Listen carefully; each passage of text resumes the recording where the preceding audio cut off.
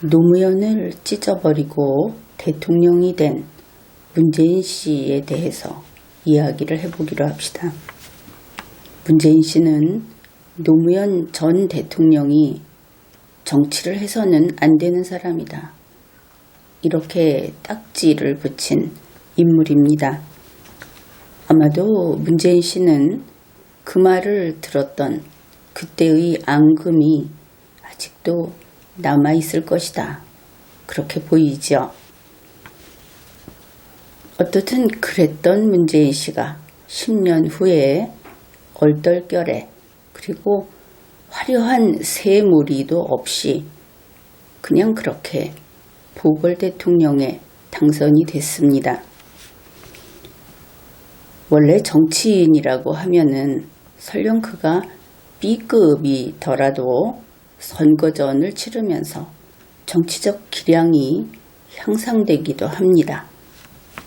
그렇지만 문재인 씨는 불행하게도 이러한 학습 과정조차 거치지 못했습니다.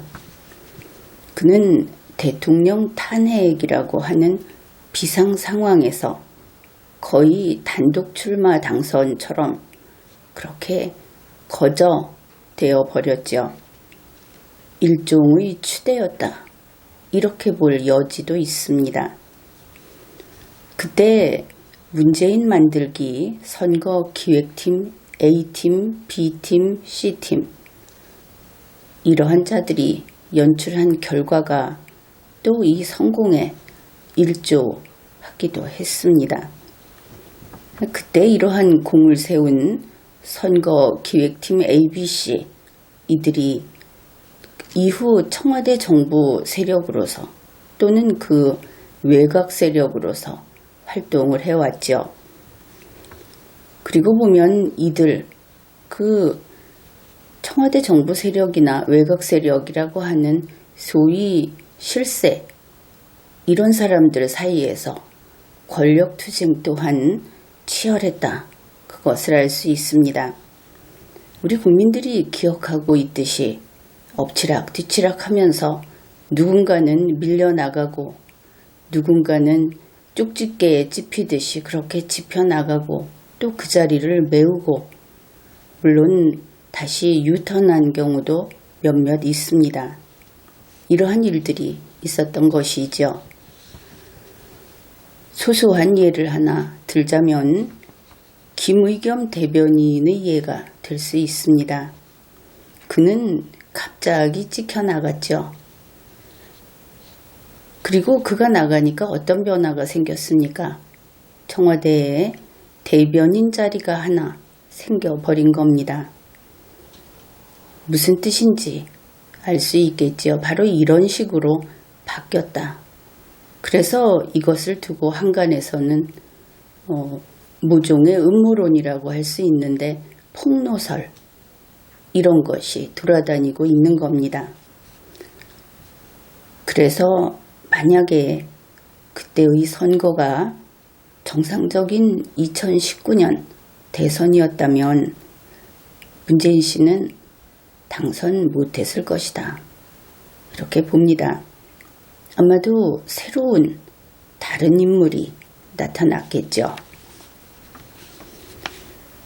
그러나 지나간 과거는 이제 분명하죠. 일단 문재인 씨는 보궐대통령이 되었습니다. 되고 보니 그 이후로는 이제 일할 시간이 된 것이죠. 문재인 씨 입장에서는 큰일 난 겁니다. 할 수 있는 것이 없고 무능 그 자체인데 어쩌면 좋을까? 문재인 씨는 만들어진 스타다. 그렇게 이야기할 수 있습니다. 그렇기 때문에 2017년 5월 그리고 그 이후로 쭉 계속해서 그는 연기자 노릇을 했다. 이렇게 평가할 수 있습니다. 문재인 씨는 무능하다. 그렇게 이야기를 했죠. 거기에 비해서 그를 둘러싼 그를 만들어낸 ABC팀 이러한 청와대 정부 세력이라든지 하는 이런 곳에서는 너무나 전면적인 변혁을 요구했습니다. 그러니 문재인 씨는 청와대 정부 세력이라고 하는 결국은 선거 기획 세력, 그 중에 누군가가 되겠죠. 그들에 대한 의존도가 극도로 높아질 수밖에 없었습니다. 문재인 씨는 그냥 연기자였습니다. 그래서 외신에서 보면은 문재인 씨를 팔다리에 그리고 목에 줄을 매단 꼭두각시 인형으로 묘사한 적도 있습니다. 문재인 씨가 이러한 연기자다 하는 것은 여러분이 직접 확인을 해볼 수 있습니다. 가령 여러분이 문재인 씨 앞에 가서 카메라를 들이대 보면 어떻게 될 것인가? 이런 것이죠. 이렇게 하면은 대부분 정치인들은 바로 당신의 눈을 똑바로 쳐다볼 겁니다. 그런데 문재인 씨는 어떤가? 그는 당신을 쳐다보지 않는다 하는 것이죠. 바로 당신의 카메라 렌즈를 쳐다본다. 그래서 문재인 씨가 찍혀 있는 사진, 그가 나오는 영상을 보면 문재인 씨는 항상 정면을 바라보고 있습니다. 그렇지만 문재인 씨는 그 사진이나 영상을 촬영한 사람을 본 적이 없다. 똑바로 본 적이 없다. 이런 것이죠. 문재인 씨는 이렇게 살고 있다. 끊임없이 카메라만 보면서 살고 있다. 그런 것을 우리가 확인할 수 있는 겁니다. 이제 이러한 삼류 정치가 망해가는 과정, 그것을 이야기해 보기로 하죠. 문재인 씨의 집권이라고 하는 것은 소위 채무자 빚잔치 식으로 자리를 나눠 먹었다. 이렇게 볼 수 있습니다. 선거 기획팀에 ABC팀이 있었다고 했듯이 이 채권자는 대단히 많았습니다.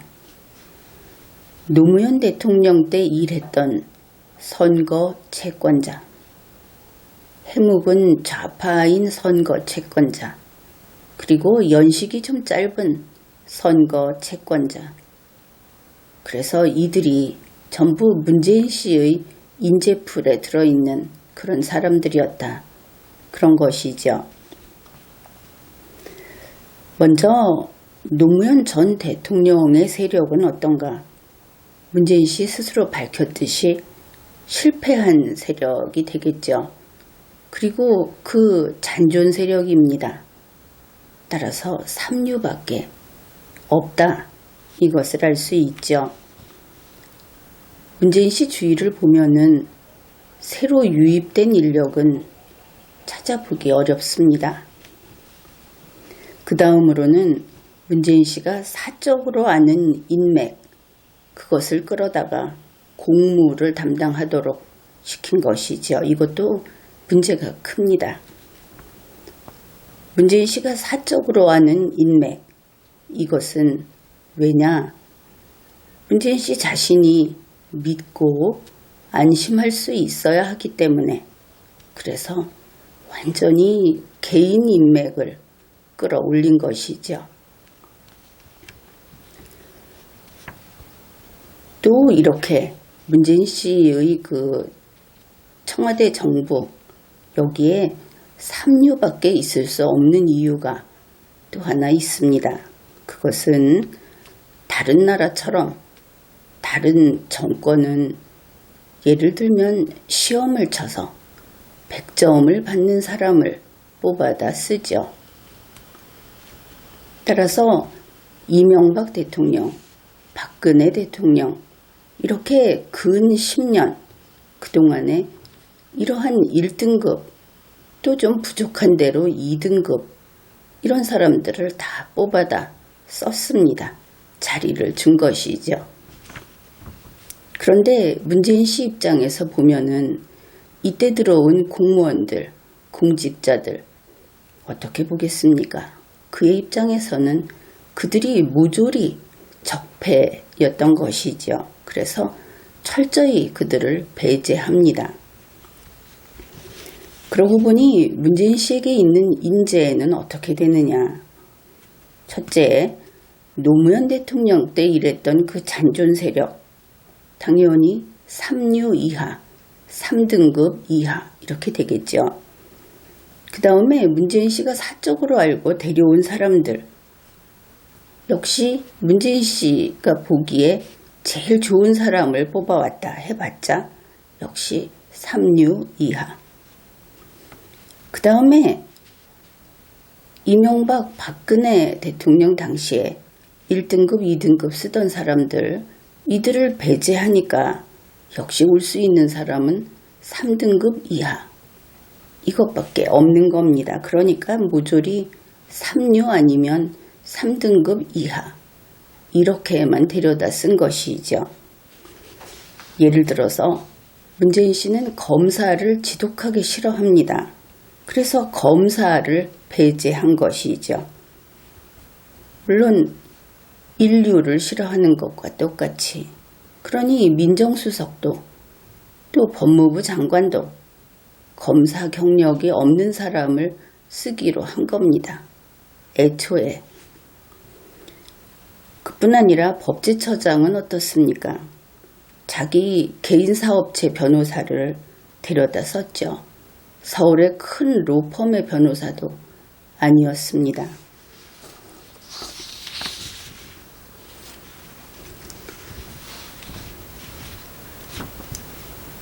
경제정책. 그러면 구체적으로 인재들이 다 이 모양이다. 그러면은 우리가 경제정책을 하는 그 인재들, 문재인 청와대 정부의 인재들은 방송이라든지 이런 데서 참 많이 봤죠. 그래서 그들의 이야기를 좀 해보기로 합시다. 누가 있었는가? 김수현, 장하성, 김상조. 한마디로 이야기하면 3류 교수 데려다 썼습니다. 김수현 씨, 그는 변방에 있던 부동산이 전문이라던가 하는 우리가 보통 그 학계에서 아주 독특하고 또 남들을 그렇게 논증으로 설득하지 못하고 있는 좀 괴팍한 그런 이론가를 그가 주장하는 것을 일설이다. 저 혼자 주장한다. 이렇게 이야기를 합니다. 그러면은 따지고 보면은 일설 아니면 극소수설 입장을 지닌 사람이다. 이렇게 볼 수 있겠죠. 그의 경제관을 이야기하자면. 그 다음에 재벌 저격수로 알려져 있는 장하성 씨. 그는 스카이 출신이기는 합니다. 그런데 그가 학자로서는 어떤가? 평범한 상식인 정도 그만큼도 이론적으로 탄탄한 그런 실력을 갖추고 있지 못하다. 이렇게 평가를 할 수 있습니다. 장하성 씨를 똑똑하다. 이렇게 착각하는 국민들이 좀 있죠. 그런데 그것은 착오 때문이 아닌가 그렇게 봅니다. 왜냐하면 여러분이 그러니까 그렇게 생각하는 분들이 알고 있는 똑똑한 인물은 캠브리지 교수 장하준인 겁니다. 장하성이 아닌 것이죠.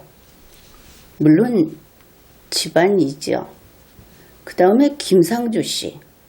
그는 주식 한 주 가지고 주주권을 행사하면서 삼성과 싸운 것으로 유명합니다. 그도 재벌 저격수 이렇게 알려져 있죠. 그런데 그는 그저 그것만 내세우고 있습니다. 대학 교수 수십 년 했는데 그것만 내세우고 있다.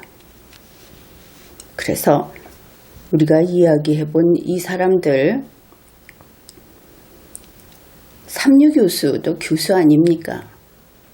물론 교수와 학자를 요즘에는 분명히 구분을 합니다. 학자는 독창적이고 연구를 하는 사람이고 교수는 대학을 직장으로 하는 대학에서 강의하는 것을 직장으로 하는 그런 노동자다. 뭐 이렇게 이야기를 하는데 어떻든 이 사람들 평생 교수로서 연구하면서 살아온 것은 아니다. 그렇게 높은 자리에 올라간 교수들인데 이렇습니다. 사실은 그들은 시민운동, 사회활동가 이렇게 되겠죠. 한마디로 시위대 언저리에서 살아온 그런 사람들이다. 이 점은 조국 씨도 동일합니다. 그도 교수라고는 하지만 연구하고 그리고 학문의 발전에 기여하고 또 그러한 깨달음에 만족감을 느끼는 그런 류의 인간은 아니다. 그것은 다 밝혀진 사실이죠.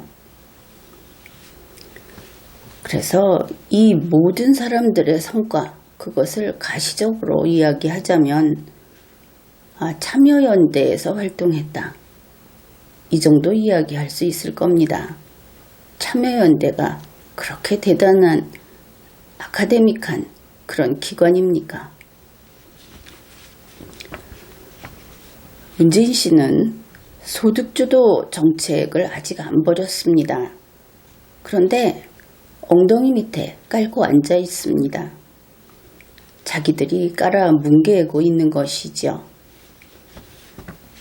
그들은 소득주도 성장, 이것을 소주성 이렇게 부르는데 소주성의 메인은 홍장표로 알려져 있죠. 스위스에서 가져왔대나 뭐 하는. 그렇지만 스펙으로 치면은 장하성이 좋지 않습니까? 그래서 장하성 체계 이것을 전면에 내세운 것으로 보입니다. 그렇지만 장하성은 실패했죠. 처음에 장하성 씨 기세 등등했죠. 기억합니까? 확 판을 바꿔보려고 했습니다. 이거 바꾸고 저거 없애버리고 기업인 여러분 당장 옷 다 벗고 맨몸으로 운동장에 집합하시오. 우리가 감별을 한 다음에 옷 배급하고 방 배정해 주겠소. 이렇게 서슬이 펄했습니다. 그런데 되는 게 없었습니다. 세상이 그렇게 만만한 것이 아니죠. 우리 대한민국이 1차 산업 국가도 아니고 게다가 기업들이 반항을 했던 것도 아닙니다. 결국 뭐가 문제였는가? 자기들이 말할 때 적진 그것이 아니고 자기들이 말할 때 아군에게서 불만이 터져 나온 겁니다. 문재인 씨 지지층에서 우리가 원한 게 그게 아니야 이랬던 것이죠. 그러니 오도 가도 못하게 됐습니다. 경제가 멈춰섰습니다. 조직이 괴사하기 시작했고 그러니 문재인 정부 이때 돈을 퍼붓기 시작했습니다. 그렇지만 실패가 너무나 눈에 띄었던 것이죠. 분노하는 군중이 늘어날까봐 그것을 가장 두려워하는 문재인 씨는 재물이 필요했습니다. 그래서 장하성을 잘랐습니다. 그렇기는 해도 소득주도 성장 정책을 버리지는 않았습니다.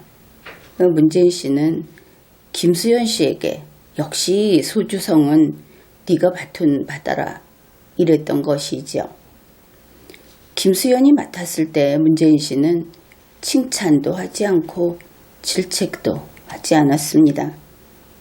그러면은 김수현은 어떻게 했는가? 시간만 질질 끌고 있었는데 장하성보다 더 못하는 것으로 그렇게 보였습니다. 그도 그럴 것이 장하성이 낙제점 받아서 잘리는 것을 본 김수현은 시험을 한없이 길게 보는 그런 작전을 택한 것입니다. 답안지 제출을 안 하는 겁니다. 그러니 낙제점을 줄 수는 없지만 시험 점수도 안 나오는 것이죠. 이것을 김수현식의 생존 전략이다. 이렇게 볼 수 있을 겁니다. 그러다가 문재인 씨 갑자기 김수현을 잘라버립니다. 그리고 나서 불러들인 인물이 김상조 씨. 문재인 씨는 이렇게 생각을 했을 겁니다. 공정위에서 잘했으니까 소주성 컨트롤 타워에 앉히자. 그러면서 김상조 씨 보고 너밖에 없어. 이렇게 기대를 잔뜩 했던 것이죠. 그런데 그 김상조 씨가 들어와서는 시험을 안 치는 겁니다. 시험 보면 점수 나오니까 계속 딴짓을 하는 것이죠. 그렇다고 해서 소득주도 성장 정책을 폐기하지도 않고 보완하지도 않고 그러면 새로운 다른 정책을 가져오는가 하면은 그러한 신규 정책을 수립하지도 않고 그렇긴 한데 김상조 씨는 운이 억세게 좋은 인물이다. 이렇게 볼 수 있습니다. 그가 이러고 있는데 다른 사건이 폭죽 터지듯이 연이어 터진 것이죠. 일본과의 통상 문제 터지고 조국 사건, 미국 방위비, 대북 관계, 심지어 미세먼지, 아프리카 돼지열병까지 버티기 좋은 환경이 형성된 겁니다. 그래서 김상조 씨는 아무것도 한 게 없는데 운 좋게 이렇게 연명을 하면서 큰 소리를 칩니다. 나도 시험만 보면 100점 만점 받아. 이러면서 시험을 아예 안 보고 있는 것이죠. 그렇지만 경제는 숫자나 지수가 아닙니다. 이것은 현실인 겁니다. 살아 움직이는 현실인 것이죠. 김상조 씨가 거뜬히 목숨을 이렇게 부지하더라도 한국 경제는 생명의 불이 꺼져가고 있습니다. 문재인 씨는 지금 깔아뭉개고 있는 소득주도 성장 정책. 그런데 이것을 아직 그대로 있다. 이렇게 우기고 있습니다. 그뿐 아니라 이렇게 경제가 죽어가고 있는데 약해 보일까봐 그러는지 문재인 씨 측에서는 교만함이라고 할까, 인간을 능멸하는 그런 태도까지 보이고 있습니다. 문재인 씨가 계속 삼류만 쓰고 있죠. 그렇게 이야기를 했죠. 그래서 문재인 씨 눈에 최상급, 최고 높은 급수는 삼류입니다.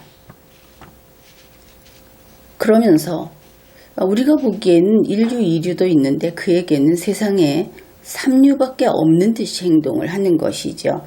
삼류 주제에 사류나 오류를 어떻게 대하는가 대단히 경멸을 합니다. 대놓고 무시하는 것이죠. 물론 인류나 이류하고는 눈을 마주치지 않습니다. 회피를 하는 것이죠.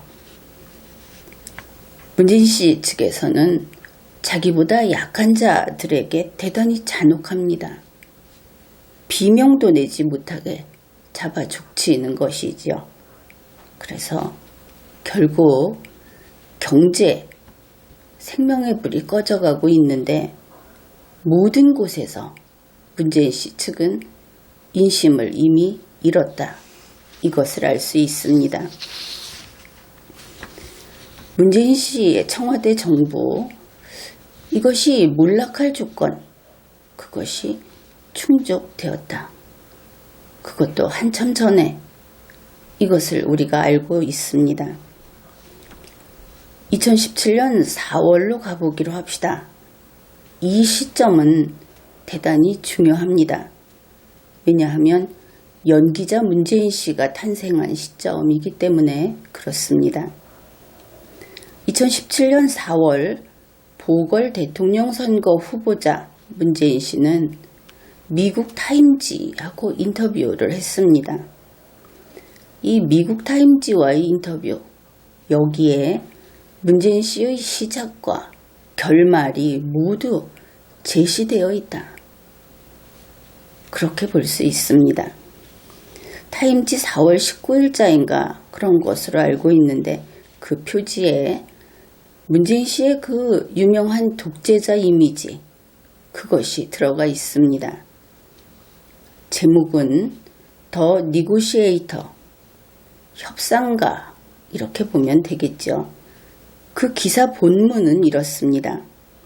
Can he save the world from war?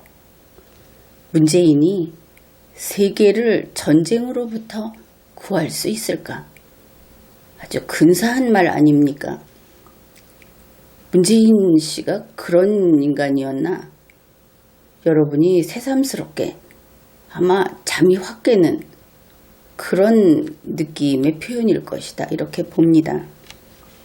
현재 문재인 씨는 협상가, 운전자, 조종자, 중재자, 참가자, 심지어 옵저버, 그 견학자, 이 모든 지위가 박탈당했습니다. 왕따가 된 것이죠. 아마도 이 사진을 촬영한 사람은 나중에 역사적 작품을 남긴 사람으로 그렇게 이름이 남을 것이다. 그렇게 봅니다. 2017년부터 2019년까지 한국 정치를 절묘하게 읽어낸 포토 저널리즘으로 말입니다. 타임지 기사에는 다음에 3가지 내용이 들어 있습니다. 문재인 씨는 친미에서 더 나아가 종미한다. 이런 내용이 있습니다. 물론 그 핵심어를 뽑아낸 겁니다. 문재인 씨는 홀딱 벗고 맨 땅에 납작 엎드려서 미국의 종이 되겠다, 하인이 되겠다고 했음을 알 수 있습니다. 이것은 지난 리걸마인드 연구소 강의에서도 이야기한 바가 있습니다. 이것을 소개하면서 타임지는 문재인 씨가 선거에 당선될 것이다. 그렇게 기사를 썼습니다. 첫 번째 조건입니다. 바로 문재인 청와대 정부의 몰락 조건입니다. 한국 경제가 나빠지면, 그러니까 경제정책이 실패하면 문재인 정권은 무너질 것이다. 미국은 한국에서 번번이 좌파가 경제를 말아먹었다 하는 것을 알고 있었습니다. 그래서 이 무렵에 문재인 씨는 경제를 잘할 수 있다고 대대적으로 광고를 했죠. 두 번째 조건은 문재인 씨가 대북관계에 실패하면 문재인 정권 무너진다. 이런 내용입니다. 그런데 이 조건 1과 조건 2는 오래전에 충족이 되었습니다. 문재인 씨 청와대 정부 몰락의 필요 충분 조건 2가지는 그래서 경제정책 실패 그리고 대북관계 실패 이렇게 2가지입니다. 먼저 경제정책 실패는 그것이 더 일찍 나타났습니다. 그래서 몰락의 제1조건은 그때 충족이 됐죠. 그렇지만 이 실패는 숨겨지고 덮여졌습니다. 은닉된 것이죠. 그 다음에 2018년 1월 대북관계에 실패합니다. 여러분은 이 부분에서 좀 다르게 생각을 하고 있었을 겁니다. 2018년 1월이면 대북관계가 잘 되던 때가 아닌가 그렇게 생각하고 있었을 수 있다. 이렇게 봅니다. 그런데 왜 이때가 실패한 것이냐? 평창올림픽 때 북측이 갑이고 문재인 씨 측이 을이라고 하는 이 우열이 결정되었기 때문입니다. 바로 북측이 주도권을 가져가 버린 것이죠. 미국은 이때 이 상황을 잘 알고 있었다 하는 것을 우리도 알 수가 있습니다.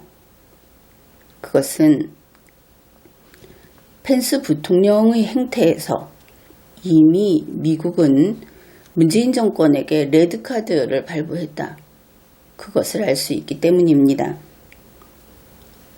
그럼에도 불구하고 정의용 씨와 문재인 씨는 4월에 미국에 대해서 여전히 쇼를 했죠. 백악관 사기 인터뷰라고 알려진 것, 그것이 정의용 씨가 한 것이고, 그 다음에는 도보다리 쇼, 판문점 쇼, 이런 것들이 있습니다. 그러면은 이런 것들이 어떻게 효과가 있었고 미국에서는 이것을 어떻게 평가했는가? 그 직후의 일들을 보면은 알 수 있죠. 미국은 하노이 회담 때 문재인 씨를 가지고 공깃돌 놀리듯이 가지고 놀았습니다. 그리고 그 이후 정의용은 오지 말라 하는 분위기도 생겼죠.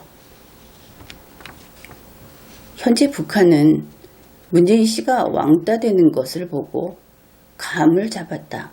그렇게 보입니다. 그래서 문재인 씨를 천대하고 있는 것이죠. 그렇지만 문재인 씨는 지금도 노벨상 타야지. 미국과 북한을 조종해서 내가 노벨상 타야지 하고 있는 것을 우리는 여전히 알 수 있습니다. 그 다음에 경제정책 실패, 이것은 덮여왔었다고 했죠. 이제 이것이 밖으로 드러난 것은 최저임금 인상, 주 52시간제 확정, 이러면서 문제가 노출되기 시작합니다. 그런데 2018년 하반기에 경제 기준점을 조작해가지고 겨우겨우 그 수치를 땜질하는 데 성공을 합니다. 그 다음에 이제 통계청장을 교체를 하죠. 우리 국민들은 2019년 들어서 통계 조작을 의심해왔습니다. 그러던 것이 정점을 찍은 사건이 발생하게 됩니다. 바로 얼마 전에 ILO 방식의 그 비정규직 숫자, 그것이 엄청나게 국민들은 속고 있었다 하는 거, 그거하고, 그 다음에 기획재정부의 그린북 화이트 땜질 사건, 이런 것들이 있는 것이죠. 이렇게 함으로써 이제 경제정책이 실패했다 하는 것을 이제 대부분의 국민이 인식하는 단계에 이르렀다. 그렇게 볼 수 있습니다. 물론 이 이전에는 해석을 해줘야 알 수 있었죠. 리걸마인드 연구소 강의에서는 이런 해석을 꾸준히 계속해 왔습니다. 그런데 이제는 해석을 안 해줘도 국민이 다 알게 된 그런 때가 됐다. 이런 것이죠. 그래서 문재인 정부의 그 몰락에 필요 충분 조건 2가지가 모두 충족됐다. 이것을 확인해 보았습니다. 비유하자면 지금은 쓰나미 3시간 전이다. 이렇게 말을 할 수 있는 것이죠. 지금까지 리걸마인드 연구소였습니다.